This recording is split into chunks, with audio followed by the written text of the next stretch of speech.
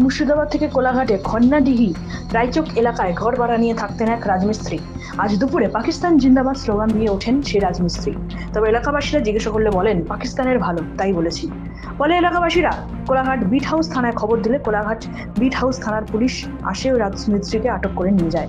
তবে পুলিশের হাতে তোলার আগে এলাকাবাসীরা ওই রাজমিস্ত্রিকে চেপে ধরলে ওই রাজমিস্ত্রি ভারত জিন্দাবাদ স্লোগান দেন ও বলেন, আমারও তো দেশ। রায়চক স্কুলের কাছে দুজন ব্যক্তি যার বাড়ি মুর্শিদাবাদ জঙ্গিপুরে আমাদের সন্দেহজনক হওয়ার জন্য আমরা তাকে জিজ্ঞাসা করি, তারা কোনো ডকুমেন্টস দেখাতে পারেনি। এবং আমাদের তাকে যখন জিজ্ঞাসা করি যে এইরকম পরিস্থিতির মধ্যে কি তোমাদের বক্তব্য, তারা আমার দিকে কি বলছে যে পাকিস্তান জিন্দাবাদ, বাংলাদেশ জিন্দাবাদ, ইন্ডিয়া মুর্দাবাদ, এই ভাষাটা বলার জন্য আমরা গ্রামবাসী ক্ষিপ্ত হয়ে তাদের দিকে ঘেরে রাখি এবং প্রশাসনকে খবর দেই এবং প্রশাসন এসে ওদের দিকে তুলে নিয়ে যায়। ঠিকানা হচ্ছে রায়চক হাই স্কুল এবং যে ঘর ভাড়া দিয়েছিল তপন মাইতি, রায়চকে বাড়ি, স্কুল হাই স্কুলের সামনে। কোলাঘাট থানা, চালতাতলা, মনেরপুর, পূর্ব মেদিনীপুর, আর রায়চক হাই স্কুল, কুটিবিহারি প্রাথমিক বিদ্যালয়, চালতাতলা।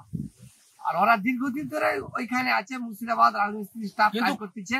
আজ আমাদের এলাকার কিছু ছেলেরা ওর দিকে বলে, এখন তো এই পজিশন চলছে ইন্ডিয়া পাকিস্তান, তাহলে তোমাদের আধার কার্ড বা ভোটার কার্ড বা কিছু তোমাদের মানে পরিচয় পত্র দেখাও। ওরা দেখাতে পারেনি, না কোনো দেখাতে পারেনি। এবং ওদের স্টাফের মধ্যে একটি বেশ হৃষ্টপুষ্ট কম বয়সী ছেলে পাকিস্তান জিন্দাবাদ, বাংলাদেশ জিন্দাবাদ, ইন্ডিয়া মুর্দাবাদ। সেই জন্য আমাদের এলাকার লোক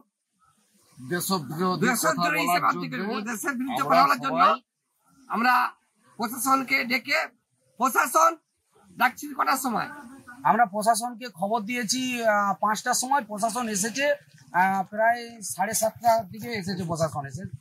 আমরা এলাকা আমাদের খুব শান্ত বলে তাদের কিছু বলেনি বা গা হাত দেয়নি, প্রশাসন তার দিকে নিয়ে গেছে এই অবধি। হ্যাঁ, এখনো চলছে। কোলাঘাট থেকে নিজস্ব প্রতিনিধির রিপোর্ট, এনএম নিউজ। আরও খবরের আপডেট পেতে সাবস্ক্রাইব করুন আমাদের ইউটিউব চ্যানেলটি আর বেল আইকনে ক্লিক করুন নোটিফিকেশনস পেতে।